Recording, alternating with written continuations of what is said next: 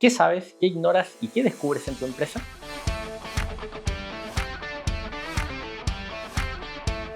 Bienvenidos a No Limit Podcast, un espacio de conversación para empresarios y emprendedores que necesitan tomar decisiones con claridad y confianza. Somos No Limits Advisors, mi nombre es Gonzalo Aranda y estoy aquí con Jorge García y con Pedro García Huidobro. Hola, hola. Hoy conversaremos sobre una herramienta psicológica llamada la ventana Johari y cómo esta aplica al mundo de los negocios y puede ayudar a dueños, empresarios, emprendedores a tomar mejores decisiones, a ver aquellas cosas que tal vez no son tan evidentes, no están viendo. Y queremos partir un poco de dónde fue que llegamos a este modelo. Así que Jorge, ¿cómo llegamos a hablar de la ventana de Johari? Porque yo nunca lo había escuchado antes de que me dijeras que viéramos este tema. Cuando empezamos a ver qué tema podíamos tocar, dijimos toquemos la ventana Johari porque es súper interesante, lo vamos a ir explicando con harto detalle. Pero lo primero que me impresionó es que dije ya, veamos quién es Johari, quién es la persona Johari. Y ahí fue cuando empezamos a investigar y nos dimos cuenta de que Johari no existe, sino que es la nomenclatura de los dos psicólogos que hicieron este método. Entonces, es como, ya, partió de algo innovador y más encima cuando lo empezamos a aplicar, nos dimos cuenta que es muy pro innovación este sistema, independiente que haya sido instaurado como método en la década de los 50. Sí, en ese sentido es bastante viejo. Entonces, cuando empezamos a hablar de la ventana Johari, ya sabemos que son dos los psicólogos, pero ¿por qué ventana? Ahí es porque, para los que no lo conocen, y bueno, yo igual la voy a poner en pantalla, es una matriz, lo que se llama que es un espacio de 2x2, donde tienes 4 posibles resultados dependiendo de las cosas que tú sabes o no sabes, y después están las cosas que los otros saben y no saben de ti. Entonces se convierte inmediatamente en una estrategia como de, por un lado, como autoconocimiento, autopercepción, pero también tiene esta otra como dimensión social que depende de los demás.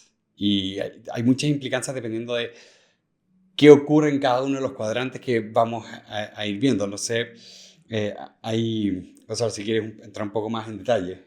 Sí, lo que pasa es que hoy día y siempre, digamos, las marcas comunican a su audiencia, ¿cierto? En primera instancia, comunican, digamos, desde la marca, desde el nombre. Piensa tú en alguna marca que te guste, piensa a lo mejor en deporte o en un Fui al estilo. concierto de Iron Maiden ayer, así que hablemos de... es que, fuera de broma, es un grupo de metal con una marca y una imagen muy fuerte. Efectivamente, y hay, digamos, las marcas tienen un color, ¿cierto? Quieren transmitir a lo mejor paz, energía.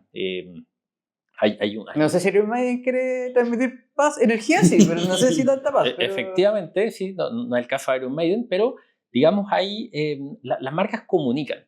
Y no solo, digamos, desde lo que uno podría decir como el logo, el eslogan, el color, etcétera, porque esta no es una conversación sobre branding, ya vamos a tener una conversación de branding, sino que en realidad comunican todo el tiempo y comunican, digamos, desde lo que hacen. Hoy día está muy fuerte el tema de la sostenibilidad, en su momento de la responsabilidad social, desde, digamos, los asuntos corporativos, qué están diciendo, qué están hablando, o incluso a veces de lo que no están haciendo bien, esos hechos que a veces dicen, oye, un trabajador sufrió un accidente, que finalmente habla de cuán responsable está siendo o no la empresa. Entonces, estas cosas, digamos, son comunicadas por la empresa, consciente o inconscientemente, pero en esa inconsciencia se produce, digamos, esta perspectiva del otro lado, que es lo que todos los usuarios, consumidores, a veces haters incluso, opinan de la marca, comentan de la marca y para bien o para mal se empieza a generar una opinión, un clima de opinión que rodea a la empresa para bien o para mal. Y ahí tú siempre quieres lograr que sea para bien, porque aplicando un poco el modelo, uno de los cuadrantes tiene que ver con las cosas que es fácil, tú sabes y la gente sabe de ti. Entonces, ahí tú es donde tienes toda la intención a la hora de comunicar y ahí están todos los esfuerzos de marketing. Pero hacia las esquinas empiezan a pasar las cosas interesantes, donde tienes, por ejemplo, que veníamos hablando de ya, hay cosas que la gente no sabe de mí, pero yo sí sé de mí. Entonces, ¿qué yo sé de mí que no estoy comunicando? Eso puede ser, por un lado, una falla de comunicación, como, oye, se me olvidó, por ejemplo, contar que yo soy una empresa socialmente responsable, con equidad de paga en cuanto a género, y no lo estoy comunicando. O pueden ser cosas como, no sé, lo que pasaba con Nike, que nadie sabía que estaban con estas fábricas en la India, donde le pagaban muy poco a las personas, y cuando nos enteramos se causó un gran boicot. O incluso a veces pasa que tú le preguntas a los trabajadores, por ejemplo, cuál es la estrategia de tu empresa y no hay claridad de la misión, de la visión, de por qué hacemos lo que hacemos. Y hay un montón de áreas ciegas que finalmente la gente no tiene conciencia, los colaboradores, de por qué avanzamos, de por qué trabajamos el día a día. Sí, obviamente en términos generales, ¿cierto? Nadie es una empresa y no sabe por qué va. Pero sin embargo falta cohesión. A veces pasa que tú podrías entrevistar a tres líderes, tres líderes de distintas áreas de la empresa, les puedes hacer la misma pregunta y puedes recibir tres respuestas en una dirección totalmente distinta. Entonces ahí hay una falta de alineamiento, problemas de comunicación, coordinación, y también se producen estas peleas internas a veces en las empresas, ¿no?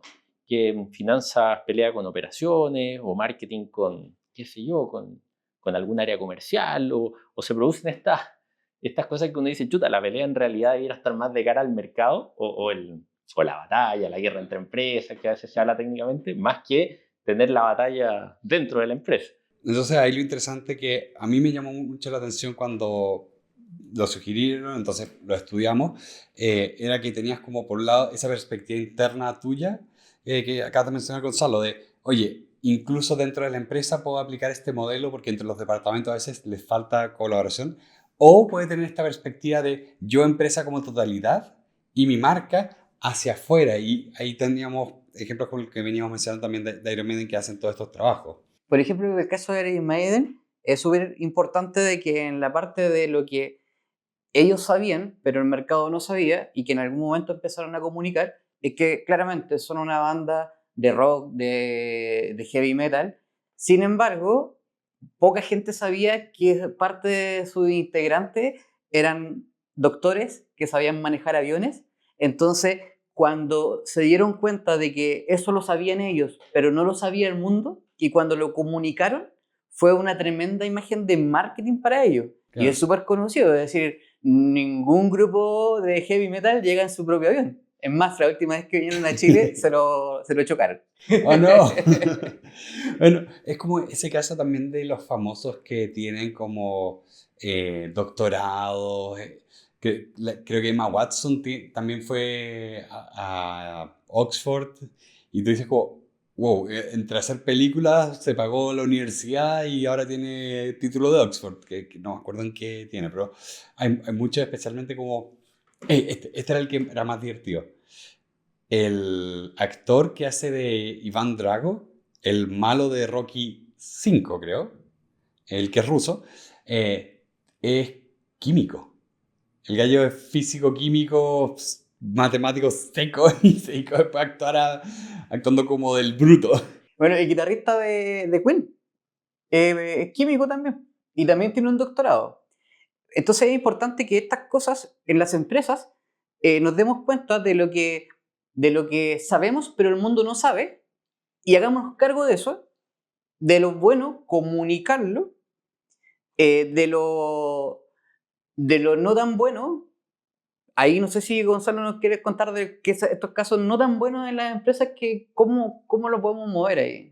Mira, yo creo que partiendo de lo que tú comentaste al principio, es no menor, y no había pensado en eso de que, digamos, Joseph y Harry unieron sus nombres, y primero rescatar eso, creo que es un elemento súper importante de la sinergia. Al final, Mm. eh, digamos, eran dos mentes que se unen, ¿cierto? Y crean un producto muy superior. Lo mismo pasa, digamos, a nivel de empresa. Si logramos mejorar la comunicación, si logramos entender a los equipos, escuchar a los colaboradores y sacar ideas mucho más enriquecidas, mucho más brillantes, que nos permitan entender todas las perspectivas. Porque a veces pasa, no sé si ustedes lo han visto, de que a veces hay empresas que declaran sus valores, su misión, somos innovadores, y hacen una serie de declaraciones que ni los colaboradores, o sea, ni el personal, ni la gente que trabaja en la compañía, ni la gente de afuera de la compañía está de acuerdo con lo que la empresa declara. Entonces, al final, esto, por un lado, tiene que ver con comunicación. Es como quien dice, oye, somos una empresa pro equidad. Y tú dices, chuta, la oficina, la oficina del presidente está allá arriba, tiene un ascensor totalmente, o somos una empresa inclusiva, integradora, y digamos, toda la gerencia no se relaciona en nada con el resto de la compañía, y en realidad los valores no se viven. Hay una especie de incoherencia, y uno está comunicando todo el tiempo. O sea, la empresa no solo comunican a través de esa comunicación, llámese intencional, como decían antes, asuntos Marketing. corporativos, marketing, toda esa cosa bien pensada y bien ensamblada, sino que a veces incluso, y respondiendo a tu pregunta, esos conflictos que se dan son a veces incluso por esas cosas que no haces. Por ejemplo, piensa tú en el caso de Coca-Cola, piensa tú que posterior a la Segunda Guerra Mundial comenzaron con fuerza los movimientos ecologistas, pro medio ambiente, no contaminar, y piensa tú que lejos estábamos de esa conciencia. Hubo un ministro, digamos, en nuestro país que en la década de los 90, cuando le preguntaron por la contaminación que había en Santiago, él respondió que ese era un signo de progreso, de industrialización del país, de que el país estaba creciendo, ¿cierto? Éramos una chimenea. Nos morimos de Claro, smog. nos vamos a morir de ¡Yay! smog, pero estamos creciendo.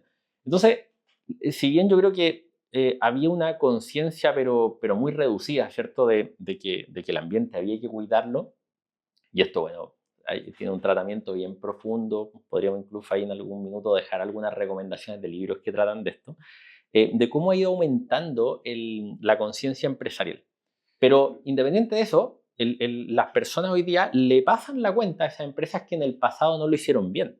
Entonces, comunicaron, probablemente no a través del marketing, probablemente no desde asuntos corporativos, pero con sus acciones dieron un mensaje súper claro de que la contaminación estaba permitida. O sea, hoy día vemos estos mares de plástico en algunos sectores del mundo que al final son parte de lo que la empresa, consciente o inconscientemente, comunicó en ese momento. Bueno, ahí tocas el tema como la diferencia del ser y el hacer, en el sentido de que tú puedes decir, yo soy ecologista, pero lo único que haces es contaminar.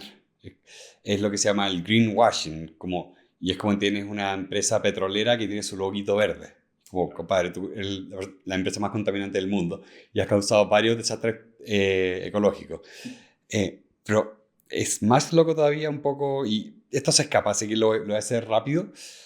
Hay un libro que habla de la historia de la basura y cómo literalmente en un minuto se juntó el gremio que vendía plástico con todas las empresas embotelladoras como Coca-Cola y dijeron, señores, ustedes venderían el doble si es que venden botellas plásticas. Ya, y los tipos preguntaron, ¿qué hacemos con la basura? No, usted no se preocupa de la basura, señor. Usted lo que hace es que va a invertir en la Asociación para el Medio Ambiente. La Asociación para el Medio Ambiente se va a preocupar de que nunca se apruebe una ley que proteja el medio ambiente mientras hacemos todos los comerciales, porque la culpa, señor, no es usted que vende Coca-Cola y vende botellas plásticas. La culpa es del consumidor. Y se preocuparon, hicieron una campaña que hasta el día de hoy lleva décadas, donde dicen, el problema es la gente, el problema es el consumidor, no la empresa que está vendiendo la botella plástica sin considerar el valor que tiene la externalidad negativa, que es el término económico de eso. Y al punto que el famoso comercial del indio, que el indio que mira y se pone a llorar, de estos tipos. Wow. Del lobby, de la empresa del lobby, para que no se aprueben leyes contra las empresas que contaminan. Así que ahí hay una diferencia abismal entre lo que tú dices y tú lo que haces, y que el día de hoy las cosas se averiguan. Entonces, yo, volviendo al modelo, hay una visión que es muy cínica respecto a esto de, oye, si tú sabes que estás haciendo malo y la gente no lo sabe, ocúltalo. Creo que esa es una versión muy, muy cínica, porque lo que tú realmente quieres es como, oye, esto tengo que remediarlo de alguna forma. En esa línea, sabemos que muchas empresas en algún momento no sabían que estaban haciendo algo mal y en un momento en adelante lo sabían, y ahí es donde está el desafío de las empresas que cuando se dan cuenta que tienen una externalidad negativa que no conocían, ¿qué hacen con ella? Es un riesgo, y un riesgo que muchas veces, como dice Pedro, antes era más fácil de tapar. Pero ahora, en un mundo interconectado, nos hemos dado cuenta de varios ejemplos de lo que decía Pedro, de empresas que están siendo juzgadas por cosas que pasaron hace 10, 15 o 20 años. Entonces, súper importante para los empresarios saber que siempre hay que estar consciente de esos riesgos y de esas externalidades, porque si no las soportamos hoy día, si no las mitigamos hoy día, en algún momento futuro puede llevar a quebrar a la empresa. Y de hecho creo que todo ese lenguaje, por ejemplo, externalidad negativa, era como, bueno, hago la operación, pero en realidad esto externo a mí y alguien paga por eso. O cuando hablábamos antiguamente de los recursos naturales, siempre claro. vista la naturaleza como un recurso, hoy día se habla del capital natural. O sea, al final países como Costa Rica o otros pro medio ambiente entienden que la naturaleza es no solo de una mirada económica, sino que en el sentido de cómo es esencial. La naturaleza es parte esencial de nuestro bienestar, de nuestro desarrollo. Y ahí, digamos, en esa no solo yendo a los aspectos, digamos, de la sostenibilidad, ¿cierto? Sino que también cuántas cosas hoy día podrían estar invisibilizadas en las empresas. Temas que hoy día aparecen, digamos, como parte necesaria de, por ejemplo, integrar más mujeres en las empresas o preocuparnos más de la inclusión. Aquellas personas, vuelvo al tema, hay empresas que pueden decir, oye, nosotros queremos traer, digamos, personas por ejemplo, con alguna discapacidad, pero a veces no tienen ni siquiera una entrada correcta para la silla de ruedas, o a veces, digamos, hay declaraciones que distan de lo que la empresa realmente compromete o hace efectivo en la práctica. Claro.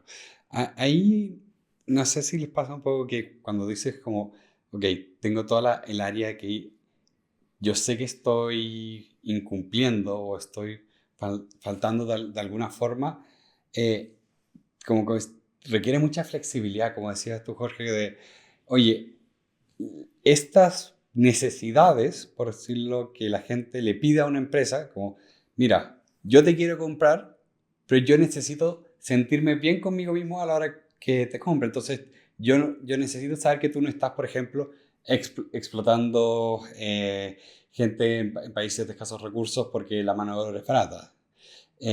Necesito saber que tú tienes una, por decirlo, junta directiva que refleje mis valores, todas esas cosas. Y todo eso va surgiendo con el tiempo. Como decía Jorge, oye, hace 40 años no existían estos estándares son nuevos para muchas cosas y requieren mucha flexibilidad y mucha agudeza el estar atento de, oye, ¿cuáles son las nuevas exigencias que a mí se me van a pedir que puede que yo no esté consciente? Que son todas las cosas que tienen que ver con el otro cuadrante de, oye, las cosas que yo desconozco pero el resto sabe. Y ahí es donde requiere flexibilidad o incluso traer consultoría externa, que te puedan decir lo que tú en realidad no sabes porque no lo has pensado o no lo has analizado. Y ahí queremos detenernos en la parte de la consultoría externa. No, broma. No limits advisors. Antes de entrar a ese punto, Pedro, en este cuadrante, en este primer cuadrante, tenemos lo que yo sé y que es bueno y tengo que publicitar para que más gente lo sepa, hacerme cargo de lo malo, porque si en algún momento se publica puede llevarme a la quiebra, pero también en ese mismo cuadrante está lo que yo sé, que es mi salsa secreta y que no quiero que el mundo sepa. Entonces también es súper importante y también la regulación lo ha ido mejorando en el tiempo. Por ejemplo, las patentes farmacéuticas duran 20 años, las patentes de lectura o de personajes duran 100 años. Es más, hace poquito se venció la patente de Mickey Mouse, del primer Mickey Mouse. Del primer Mickey Mouse, sí. Y ahora, creo que este año, el próximo año, se vence la patente de Superman. Entonces, es súper importante de que hay cierta protección, pero todos en nuestros negocios estamos claros que tenemos una salsa secreta, eso que sabemos hacer nosotros nomás, y no queremos que el resto del mundo lo sepa. Tenemos que ser lo más transparente posible, pero sabemos que hay algo ahí, y eso también está en lo que yo sé que sé, pero que no creo que el mundo sepa. Sí, creo que con los dos ejemplos que estábamos dando se puede malentender que también todo tiene que hacerse público y no, hay cosas que uno como empresa simplemente no revela porque es sentido común, nadie revela la contabilidad de la empresa, excepto el servicio de impuesto interno. Y las empresas que son auditadas, que Y las son empresas que públicas. son auditadas que son públicas, sí. Pero incluso siempre hay metodologías, cosas que a ti te entregan valor que tú no necesariamente quieres hacer público porque es la receta secreta de la Coca-Cola. Uno de los elementos importantes finalmente que se desprenden de acá es que la empresa no solo tiene que la empresa no solo avanza o las empresas no solo avanzan en términos técnicos, como decir, oye, vamos a lograr, no sé, ser más eficiente, optimizar procesos, maximizar resultados, esfuerzos, sino que también desde esta mirada, que creo que está clara la distinción entre lo que yo hago de manera ética y en toda esa línea de transparencia, y obviamente aquellas cosas que no digo porque estoy en mi derecho, como patentes, secretos del negocio, etcétera, que es razonable y está en tu derecho de no hacerlo público.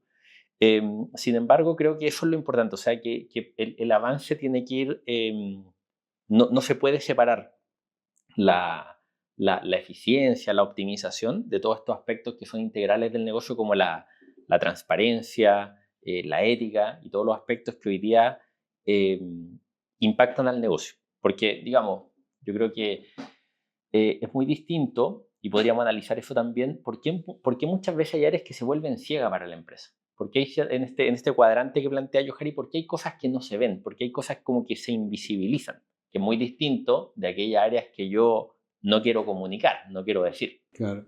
Bueno, pasa que por un lado, yo que lo veo desde el mundo del que vengo, que tiene que ver mucho con la innovación, muchas veces pasa que las empresas tienen una identidad que no les permite dar espacio para nuevas ideas. El caso clásico es Oxon, creo que es la empresa de las impresoras. Ellos inventaron el computador personal y fue porque estaba ahí y fue Bill Gates y lo vio y fue como, ¿qué es eso? Y como, no, una cosa que inventamos, pero no vendemos eso. Lo mismo le pasó a Kodak, que inventó la cámara digital. Ya, pues, ¿dónde entra la cámara digital en Kodak? Bueno, nuestro negocio es vender rollos, no podemos vender una cámara sin rollo. No, eso no va acá, no cabe. Entonces, como no existía el espacio, como no existía como un espacio en la estructura para innovar, para darle un espacio a las nuevas ideas, no se hacía. Entonces, ahí pasa que la empresa no conoce de sí mismo que tiene una buena idea, que tiene un buen producto, y viene alguien más y dice como, eso es brillante, lo voy a hacer. Y ahí pierden la oportunidad. Jorge, tú que vienes más como de la parte financiera, no sé, ¿hay algo que tú digas que esto siempre cae en este cuadrante de la empresa no lo sabe, pero tú llegas y dices como, acá hay algo? Sí, es que es importante porque las empresas muchas veces en este ámbito de ir avanzando siempre en la operación pierden la visión externa. Y en esa visión externa nosotros muchas veces nos pasa que en asesorías le mostramos números, le mostramos indicadores a las empresas y en más casos de lo que quisiéramos nos quedamos con la sensación que le estamos enseñando la empresa al dueño. Es como el dueño sabe cómo es su empresa, pero empezamos a decir, mira, y esto, y esto, y es como, ¿y esa es mi empresa? Y es como, sí, y no la había visto. Como dicen, las ramas no me dejan ver el bosque. Bueno, eso yo creo, Jorge, pasa porque al final es interesante esta mirada psicológica aplicada a los negocios que te entrega distintas perspectivas. Y, por ejemplo, cuando hablábamos de esto, en definitiva, esta herramienta, la ventana de Johari, cuando habla de los puntos ciegos, ocultos, desconocidos o abiertos, uno dice, bueno, ¿cómo puedo yo mostrar todo eso, evidenciar, enriquecer con la comunicación, integrando perspectivas? Por eso uno dice...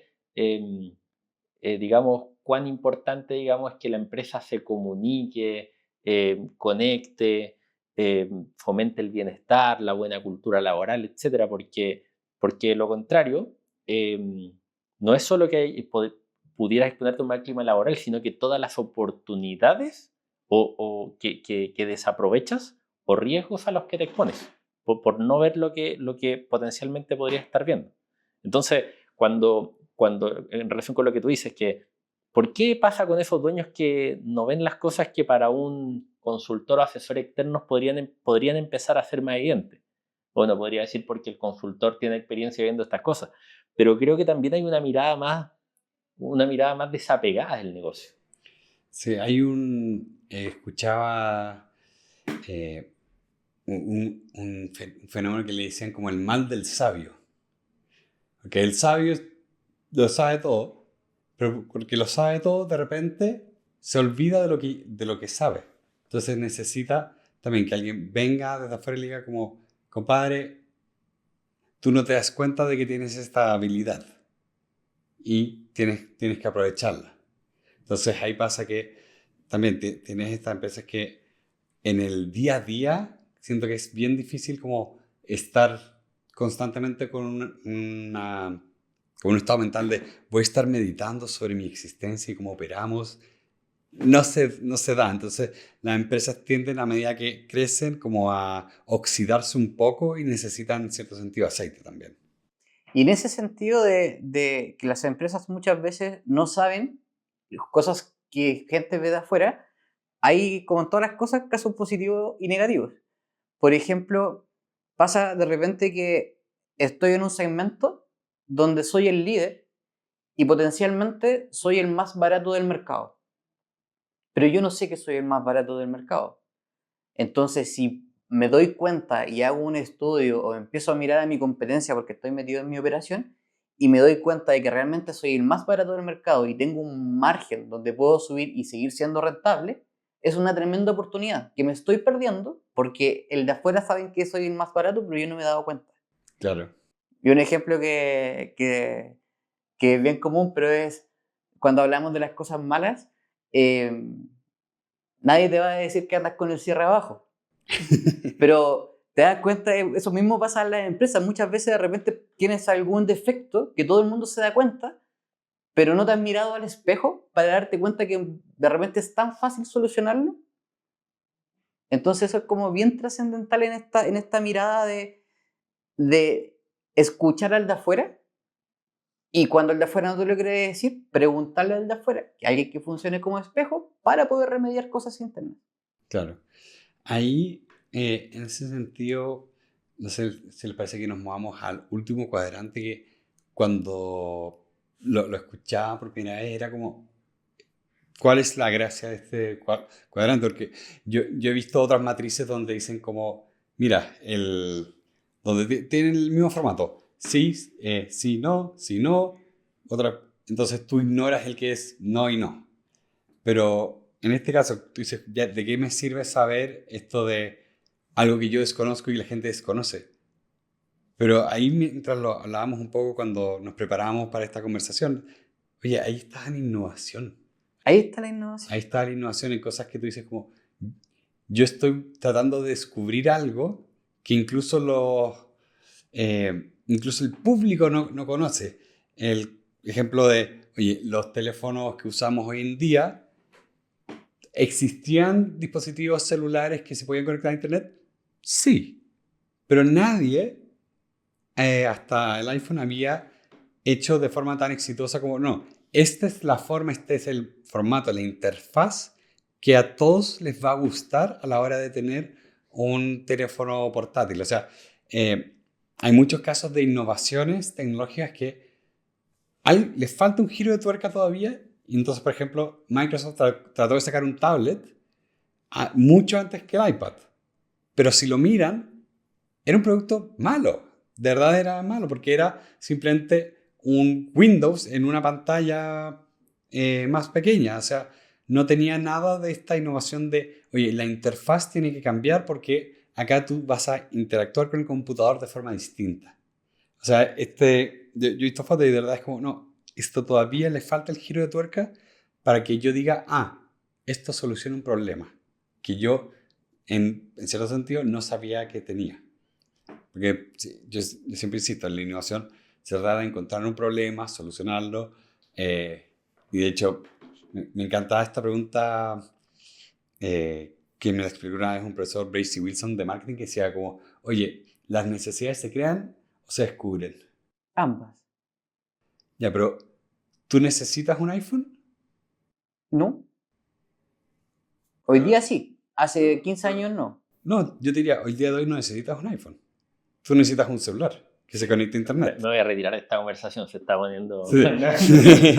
Claro, pero lo que él explica era, la necesidad es más básica todavía. Claro, es como no necesitas el auto, necesitas moverte. Exacto. Lo que creó Apple con el iPhone fue crear demanda. La demanda de, oye, este es el producto que está solucionando mi necesidad y lo quiero comprar. Pero la necesidad era más profunda todavía. Entonces, ahí está esto de, yo no sé lo que voy a encontrar, pero voy a ir a investigar para encontrar algo que incluso puede que el cliente no sepa que no está solucionando. Pero tiene que haber una necesidad real que yo pueda solucionar y transformar en demanda. En esa misma línea, ¿tú sabes por dónde nacen los podcasts? Los podcasts nacen del iPod. Del iPod, que también es de Apple, y en la necesidad de comunicar y hacerle la competencia a las radios, es que hicieron entrevistas que se podían escuchar en iPod. Y de ahí viene el podcast. Wow. Y a mí que me encanta y no lo sabía, me da vergüenza, ¿verdad? y lo otro importante en esta parte de no saber y en esta parte de innovar, bajo la misma lógica que me hizo mucho sentido esto de la necesidad básica, existía una necesidad básica por alimentarse y hoy día tenemos alimentos que son superalimentos como la quinoa, pero nadie sabía que la quinoa era un superalimento. Sin embargo, cubría una necesidad básica de alimentación y hoy día cubre una necesidad básica de alimentación mucho más grande porque sabemos que es un superalimento. Un paréntesis, quiero mencionar.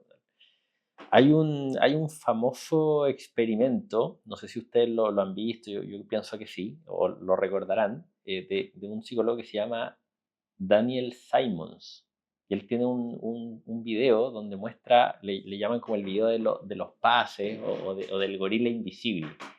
Que hay, digamos, la instrucción es cuenta los pases que se dan las personas, entonces hay un grupo, no sé, no recuerdo, serán seis niños que se están moviendo y pasándose una pelota. Y uno está muy atento a contar cuántos pases se dan. Y por atrás pasa un gorila, saluda, hace unos gestos, baila y se va. Y finalmente la pregunta es, ¿viste al gorila? Y uno dice, ¿qué gorila? O a veces pasa al revés, como te dicen ya, la instrucción es, cuando abras los ojos, cuenta todos los puntos azules. Y después te preguntan por los puntos morados que habían en la imagen. Es como cierra los ojos. Entonces, lo que quiero decir es que esto de la mente es bien interesante. Hoy día se habla mucho de la neurociencia, ¿cierto? Y ya que estamos hablando de psicología también. Entonces, esto que tú planteas de existe la necesidad o en realidad lo que se está haciendo es crear demanda, o también centrándonos en esto de la ventana de Johari, estas zonas ocultas que no vemos, creo que es súper importante y cada vez cobra más relevancia la colaboración, la sinergia en la empresa. Porque al final todos vemos cosas distintas, hay perspectivas distintas y el no enriquecer esa mirada es finalmente y literalmente perder riqueza en la organización, en todo sentido. Claro, yo estuve entrevistando a un economista de la Universidad de Chile, a Joseph Ramos, y hablamos de ese tema de la gente a veces piensa de que, oye, todo esto es competencia, pero también es colaboración, porque nadie quiere competencia interna entre el área de finanzas y el área de marketing, porque cumplen roles distintos. Y de hecho ahí es donde se habla mucho de que para generar unidades de innovación es una mejor estructura decir, ¿sabes qué? En vez de que tengo por un lado el área de marketing y el área de finanzas, no. Este va a ser un proyecto donde voy a sacar una persona del área de marketing, una persona del área de finanzas, y ustedes están a cargo de este proyecto. Y es un equipo multidisciplinario que trabaja para generar el proyecto. Y con eso evitas, o el clásico ejemplo para reducir las peleas entre áreas era como, ok, gerentes, cámbiense. Y le obligas a ponerse en la perspectiva del otro, que eso es lo difícil, porque a veces hay áreas en las empresas que hay que reconocer. se van a generar ciertos antagonismos, porque finalmente mi objetivo como, por decirlo, área que maneja los costos es que se gaste menos. Y un área que, le recortan el presupuesto le duele. Entonces ahí es donde dice como, oye, desgraciado, ¿por qué me estás quitando mis recursos si los necesito para vender? Bueno, y por lo mismo que para despertar como la mirada, para salir de esa zona ciega, es necesario la empatía, que es la fase 1 del design thinking, ¿cierto? Esta Claro. metodología que nos dice, bueno, si tú quieres crear una solución para, por ejemplo, personas que andan en silla de ruedas, lo que tienes que hacer es sentarte en una silla de ruedas y ver el mundo como lo ve esa persona. Porque me gusta mucho una frase que tiene una persona que conozco que dice, la cabeza y el corazón está donde están los pies. Por ejemplo, cuando se habla mucho de descentralizar Chile, que las regiones tomen más decisiones, ¿cierto? Esta lógica de tomar decisiones desde el gobierno central, inevitablemente la percepción de los problemas reales de la región se ve de una manera súper distinta desde Santiago, ¿cierto?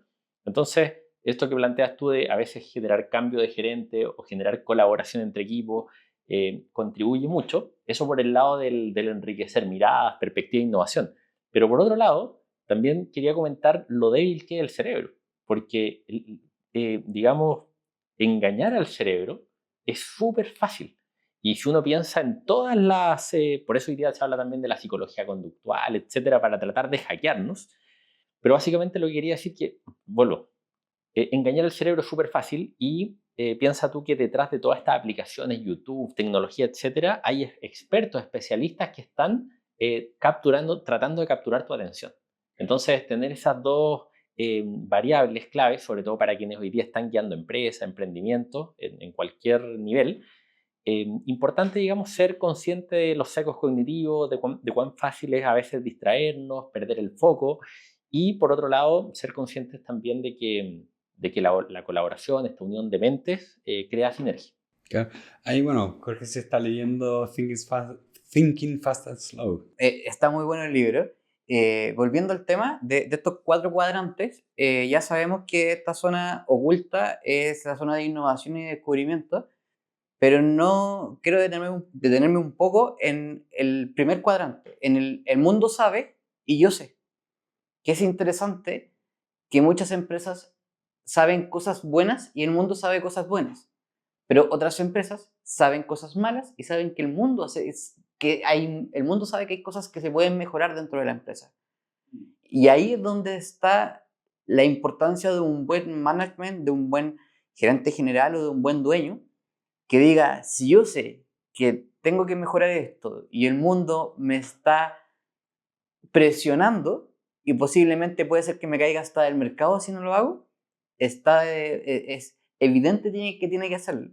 Y es importante este cuadrante de esta mirada que un sí, como dice Pedro, no lo dejemos de lado y también nos hagamos cargo de él.